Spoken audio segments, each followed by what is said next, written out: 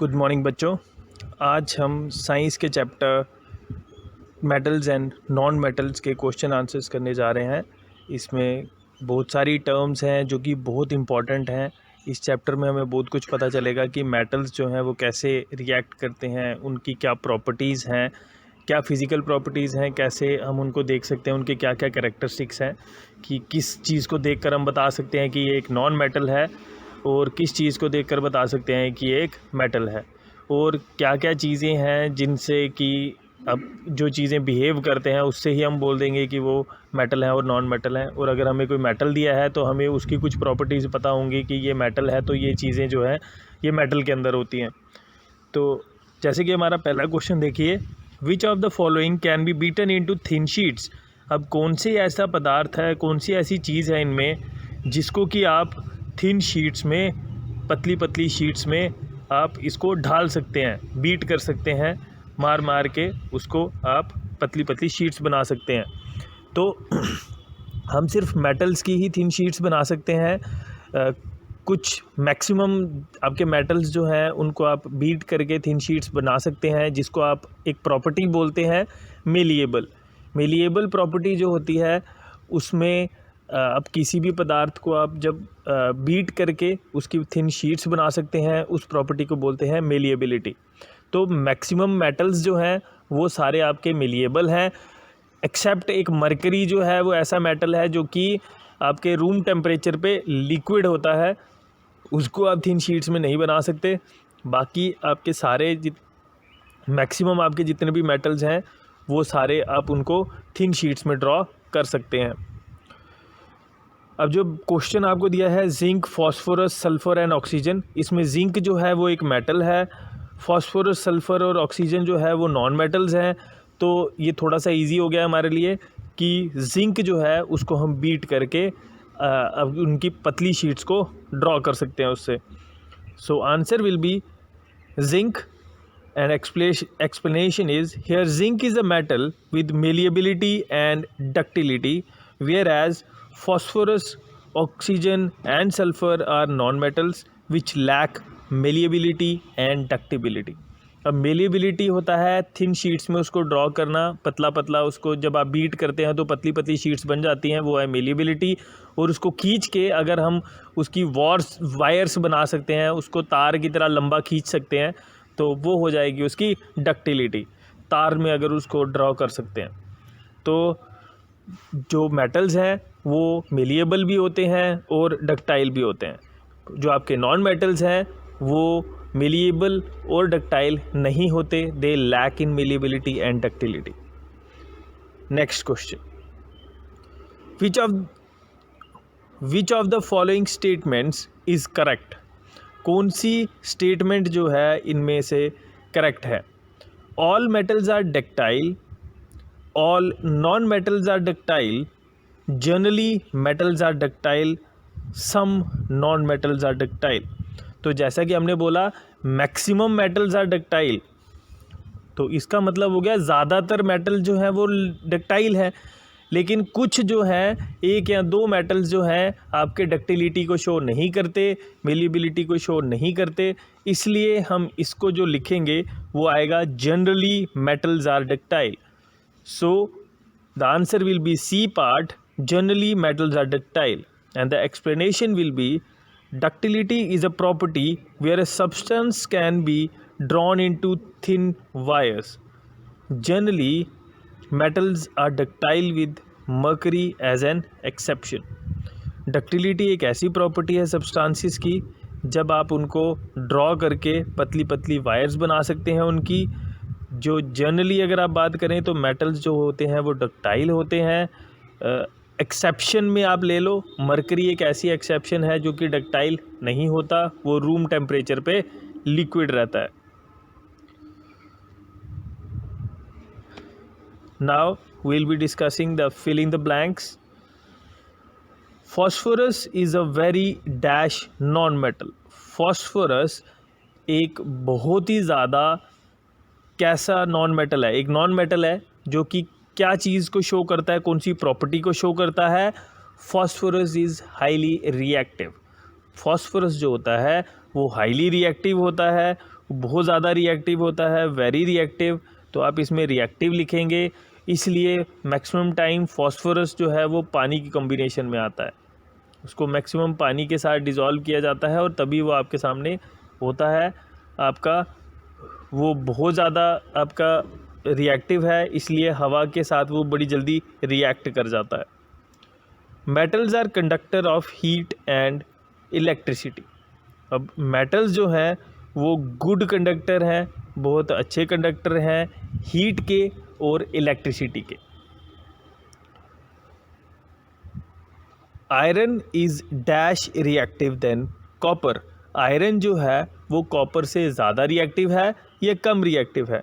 तो हम ये बोल सकते हैं आयरन जो है वो कॉपर से ज़्यादा रिएक्टिव है, वो कॉपर से ज़्यादा जल्दी बाकी चीज़ों से रिएक्ट कर जाता है। तो आयरन इज़ मोर रिएक्टिव या फिर highly reactive than copper. Metal reacts with acids to produce dash gas. Metals जो हैं वो एसिड के साथ रिएक्ट करते हैं, फिर कौन सी गैस को प्रोड्यूस करते हैं? तो metal reacts with acids to produce hydrogen gas. Metals जो हैं जब एसिड्स के साथ रिएक्ट करते हैं तो वो आपको हाइड्रोजन गैस देते हैं। अब देखेंगे true and false. Generally non metals react with acids. ज़्यादातर नॉन मेटल्स जो हैं वो एसिड्स के साथ रिएक्ट कर जाते हैं। ये आपकी स्टेटमेंट जो है ये फॉल्स है।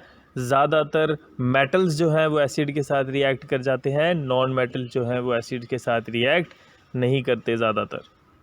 Sodium is a very reactive metal. Sodium जो है वो बहुत ज़्यादा रिएक्टिव मेटल है, ये बिल्कुल करेक्ट है। Sodium is a highly reactive metal. Copper displaces zinc from zinc sulphate solution. Copper जो है वो जिंक सल्फेट सोल्यूशन से जिंक को डिस्प्लेस कर देता है। ऐसा नहीं है, ये स्टेटमेंट आपकी गलत है। कॉपर जो है वो जिंक को जिंक सल्फेट सोल्यूशन से डिस्प्लेस नहीं कर सकता। Coal can be drawn into wires. Coal जो है उसको आप वायर्स में ड्रॉ कर सकते हो।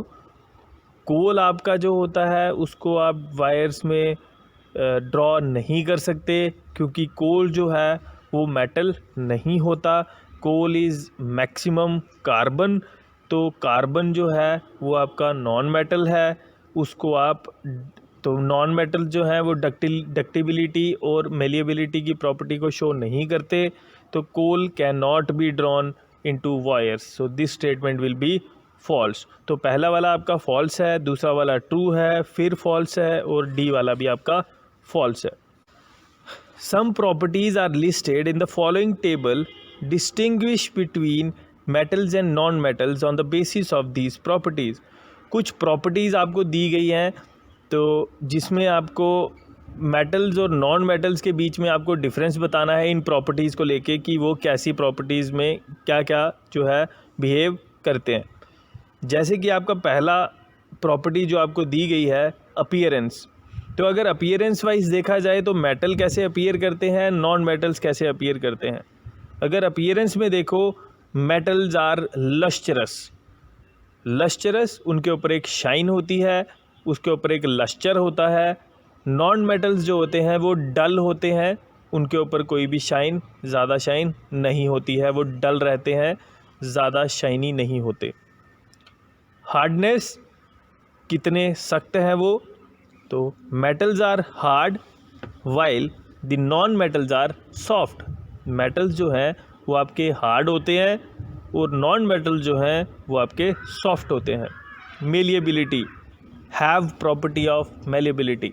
मेटल्स जो हैं वो आपकी मेलिएबिलिटी प्रॉपर्टी को शो करते हैं, मतलब कि उनको थिन शीट्स में आप उनको ड्रॉ कर सकते हैं। नॉन मेटल जो हैं वो मेलिएबिलिटी की प्रॉपर्टी को शो नहीं कर सकते। तो मेटल्स जो हैं वो डक्टाइल हैं, डक्टिलिटी शो करते हैं। नॉन मेटल जो हैं वो आपके डक्टिलिटी को शो नहीं करते, तो उनकी वायर्स आप नहीं बना सकते। अगर बीट करके उनकी वायर बनाएंगे तो वो नहीं बनेंगी। हीट कंडक्शन, तो मेटल्स जो हैं वो गुड कंडक्टर ऑफ हीट हैं, अच्छे कंडक्टर हैं हीट के, हीट उनमें जल्दी से ट्रांसफ़र कर जाती है। नॉन मेटल जो है वो बैड कंडक्टर ऑफ हीट है, जल्दी से जो है हीट को कंडक्ट नहीं करते। कंडक्शन ऑफ इलेक्ट्रिसिटी, अगर इलेक्ट्रिसिटी की बात करें तो मेटल्स जो हैं वो गुड कंडक्टर ऑफ इलेक्ट्रिसिटी हैं, इलेक्ट्रिसिटी अच्छी तरह से कंडक्ट करते हैं। नॉन मेटल जो हैं वो बैड कंडक्टर ऑफ इलेक्ट्रिसिटी हैं, तो वो इलेक्ट्रिसिटी को अच्छी तरह से कंडक्ट नहीं करते। तो ये थे आपके प्रॉपर्टीज़ जिनके ज़रिए आपको इनको डिस्टिंग्विश करना था, मेटल्स और नॉन मेटल्स को, जो हमने कर दिया है। Give reasons for the following, अब आपको रीजंस बताने हैं। ये जो फॉलोइंग स्टेटमेंट्स दी गई हैं इनके रीजंस बताने हैं कि ये क्या रीजंस हैं जिनकी वजह से ये ऐसा शो करते हैं। Aluminium foils are used to wrap food items, aluminium foils जो हैं उनको हम आइटम्स को रैप करने के काम लाते हैं। क्यों? Aluminium is highly malleable, aluminium जो है वो हाईली मेलिएबल है, इसका मतलब है कि हम उनकी थिन शीट्स, पतली पतली शीट्स उसकी बना सकते हैं। And it can be easily beaten to sheets to make its foil for wrapping purposes, इसलिए हम उसको आराम से थिन शीट्स में कन्वर्ट कर सकते हैं और चीज़ों को रैप कर सकते हैं उसके अंदर, मतलब चीज़ों को बांध सकते हैं उसके अंदर, चीज़ों के इर्द गिर्द उसका रैपिंग कर सकते हैं। It is also soft and does not react with food items, वो बहुत ज़्यादा सॉफ्ट होती है इसलिए हम हाथ से भी उसको मोड़ सकते हैं। And does not react with food items, और फूड आइटम्स के साथ वो रिएक्ट नहीं करती है, हाईली रिएक्टिव नहीं है, इसलिए ये फूड आइटम्स के साथ रिएक्ट नहीं करता, it is least reactive. That is why aluminium foils are use to wrap food items, इसीलिए एलुमिनियम फॉइल्स जो हैं उनको हम फूड आइटम्स को रैप करने के काम लाते हैं। Immersion rods for heating liquids are made up of metallic substances, जो इमर्शन रॉड्स हैं वो आप लिक्विड्स को हीट करने के लिए, जो हीटिंग लिक्विड्स करने के काम आते हैं, उनको आप किस चीज़ से बनाते हैं? मेटालिक सब्सटेंसेस से। क्यों बनाते हैं हम मेटालिक सब्सटेंसेस से?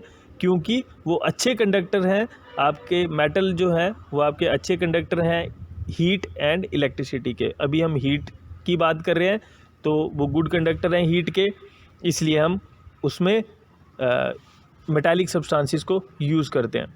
तो immersion rods are made up of metallic substances because metals are good conductor of heat and electricity. Immersion rods को हम मेटालिक सब्सटेंसेस से इसलिए बनाते हैं क्योंकि मेटल जो हैं वो अच्छे कंडक्टर हैं हीट और इलेक्ट्रिसिटी के।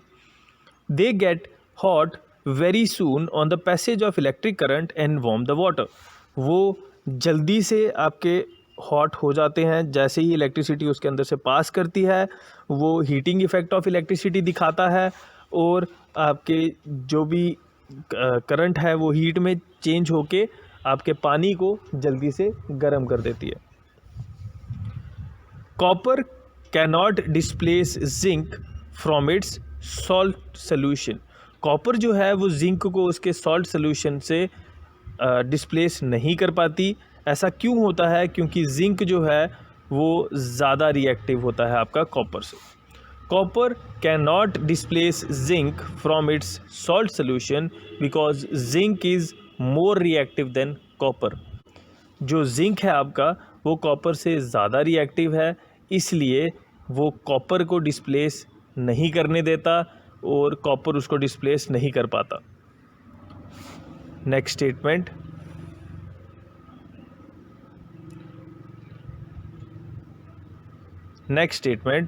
Sodium and potassium are stored in kerosene, sodium and potassium are stored in kerosene, sodium और पोटेशियम को हम केरोसिन में स्टोर करके रखते हैं। क्यों? सोडियम और पोटेशियम जो हैं ये हाईली रिएक्टिव हैं, इसीलिए हम उनको केरोसिन में स्टोर करके रखते हैं, क्योंकि हवा के कांटेक्ट में आने से वो जल्दी से फायर को पकड़ लेते हैं, आग पकड़ लेते हैं और बर्न कर जाते हैं। Sodium and potassium are highly reactive metals which readily reacts with atmospheric oxygen, sodium और पोटेशियम जो है वो हाईली रिएक्टिव मेटल हैं जो कि जल्दी से आपके रिएक्ट कर जाते हैं एटमॉस्फेरिक ऑक्सीजन के साथ और फायर कैच कर सकते हैं। Hence sodium and potassium are stored in kerosene, इसलिए जो सोडियम और पोटेशियम है उनको हम केरोसिन के अंदर स्टोर करके रखते हैं। तो ये थे आपके रीजनिंग के क्वेश्चंस जिनमें रीजंस देने थे। Next question, can you store the lemon pickle in an aluminium utensil, explain. क्या आप लेमन पिकल जो नींबू का अचार है, क्या आप उसको एल्यूमिनियम के बर्तन के अंदर स्टोर करके रख सकते हैं? इसको हमें एक्सप्लेन करना है कि कर सकते हैं या नहीं। No, we cannot store lemon pickle in an aluminium utensil because aluminium is a metal and metal readily reacts with acids to produce hydrogen। हम लेमन पिकल को एल्यूमिनियम यूटेंसिल में स्टोर नहीं करके रखते हैं क्योंकि एल्यूमिनियम जो है वो एक मेटल है और मेटल जो है एसिड्स के साथ बड़ी जल्दी रिएक्ट कर जाते हैं और हाइड्रोजन को प्रोड्यूस करते हैं।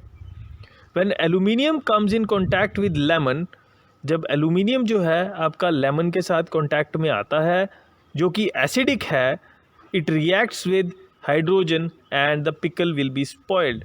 वो आपका हाइड्रोजन को प्रोड्यूस करेगा, जो एसिड के साथ रिएक्ट करेगा हाइड्रोजन को प्रोड्यूस करेगा और जो पिकल है वो आपका स्पॉइल हो जाएगा, ख़राब हो जाएगा। Match the substances given in column A with their uses given in column B. आपको मैच करने हैं, कुछ सब्सटेंसेस दिए गए हैं कॉलम ए में और उनके यूजेस दिए गए हैं कॉलम बी में, किस चीज़ में ये इस्तेमाल होते हैं।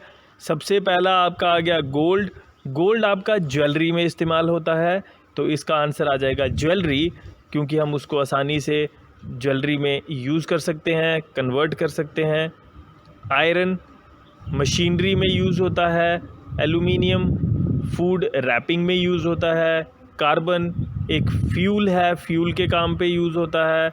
कॉपर इलेक्ट्रिक वायर में यूज़ होता है। मर्क्यूरी थर्मोमीटर्स में यूज़ होता है मर्क्यूरी आपका। तो ये हैं कुछ यूजेस जो कि आपके सब्सटेंसेस के दिए गए हैं। Now what happens when dilute sulphuric acid is poured on a copper plate. क्या होगा जब डाइल्यूट सल्फ्यूरिक एसिड जो है वो कॉपर प्लेट पे लाया जाएगा। तो कॉपर प्लेट जो है एक मेटल की प्लेट हो गई और डाइल्यूट सल्फ्यूरिक एसिड एक एसिड है जो कि उसके ऊपर आ रहा है। तो देखिए किस तरीके से आपकी रिएक्शन होगी, हमें इसकी इक्वेशंस भी लिखनी है। No reaction occurs when dilute sulphuric acid is poured on a copper sulphate. कोई भी रिएक्शन जो है आपकी नहीं होगी जब भी आपका सल्फ्यूरिक एसिड जो है वो कॉपर प्लेट पे डाला जाएगा। हाउएवर, लेकिन अगर हम कंसनट्रेटेड सल्फ्यूरिक एसिड डालेंगे कॉपर प्लेट के ऊपर, when concentrated sulphuric acid is poured on a copper plate, hydrogen gas evolves along with the formation of blue colored copper sulfate crystals। जब हम कॉपर प्लेट के ऊपर आपका कंसनट्रेटेड सल्फ्यूरिक एसिड डालेंगे तो वो हाइड्रोजन गैस जो है इवॉल्व होगी उसके अंदर से और कॉपर सल्फेट के ब्लू कलर के क्रिस्टल्स जो हैं वो उसके अंदर फॉर्म हो जाएंगे, उसके अंदर बन जाएंगे। The chemical reaction for the reaction between concentrated sulphuric acid and copper is Cu, जो कि कॉपर के लिए यूज़ होता है। H2SO4 अगर कंसनट्रेटेड है तो वो आपका देगा CuSO4 copper sulphate and hydrogen plus H2। Iron nails are placed in a copper sulphate solution. Iron nails जो हैं आपके, आयरन जो लोहे के कील जो होते हैं वो आपके कॉपर सल्फेट सोल्यूशन में डाले जाते हैं। क्यों? Iron being more reactive than copper will replace copper from its solution. Iron जो है वो ज़्यादा रिएक्टिव होता है कॉपर से, तो वो कॉपर को आपका डिस्प्लेस कर देगा, रिप्लेस कर देगा उसके सोल्यूशन से। And brown coating of copper is deposited on the iron nails. Iron nails के ऊपर जो है ब्राउन कोटिंग जो है वो आ जाएगी, डिपॉजिट हो जाएगी। Also the blue colour turns green. जो ब्लू कलर है वो आपका ग्रीन में टर्न हो जाएगा। Iron plus copper sulphate solution gives iron sulphate solution plus copper, वो कॉपर को कॉपर सल्फेट सोल्यूशन से डिस्प्लेस कर देगा और आयरन सल्फेट सोल्यूशन बना देगा, प्लस कॉपर आपका जो है वो अलग आ जाएगा। Fe plus CuSO4 will give FeSO4 plus Cu.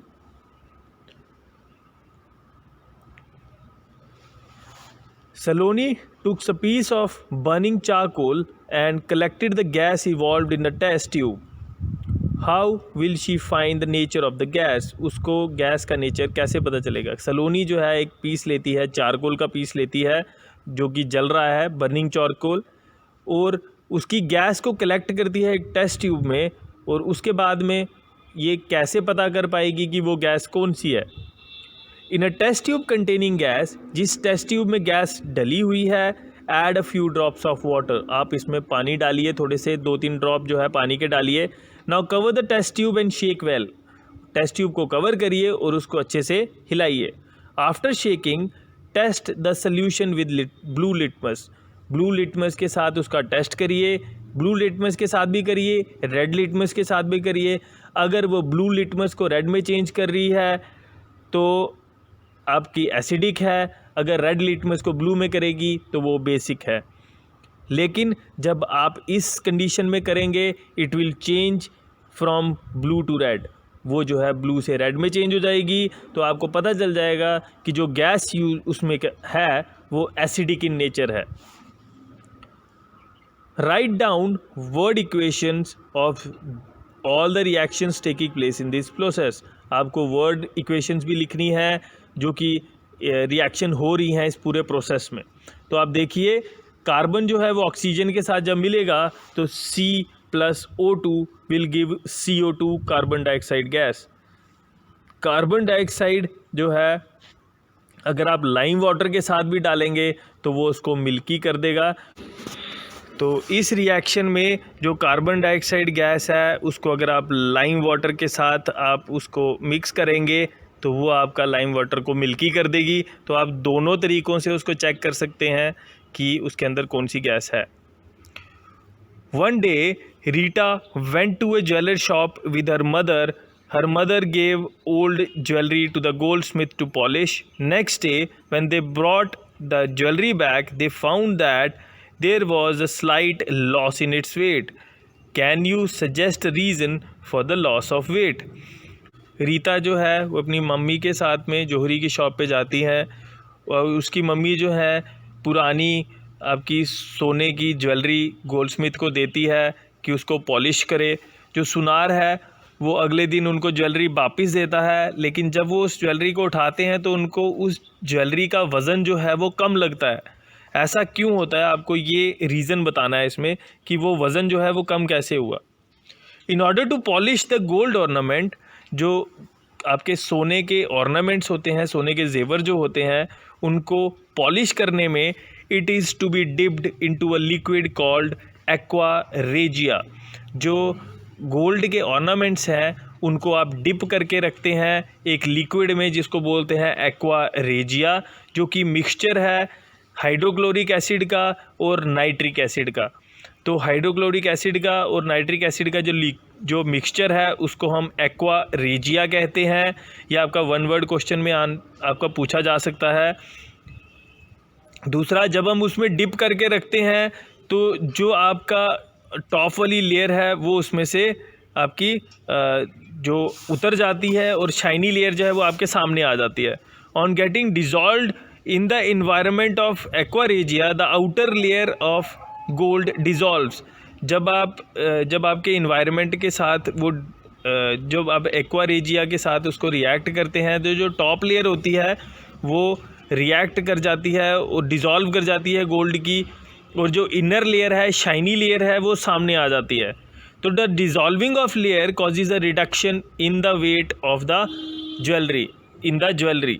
जो ज्वेलरी आपने दी गई है उसका वेट जो है वो लॉस इसलिए हो जाता है कि जो टॉप लेयर है उसकी वो डिज़ोल्व हो जाती है, जिसकी वजह से जो है उसका वेट कम हो जाता है और जो आपका ज्वेलरी है वो शाइन करने लग जाती है। नेक्स्ट क्वेश्चन ये आपका जेके बोस की बुक्स में है। Why phosphorus is stored in water. Phosphorus जो है उसको आप पानी में क्यों स्टोर करके रखते हैं? Phosphorus is to be kept in water to prevent its contact with air.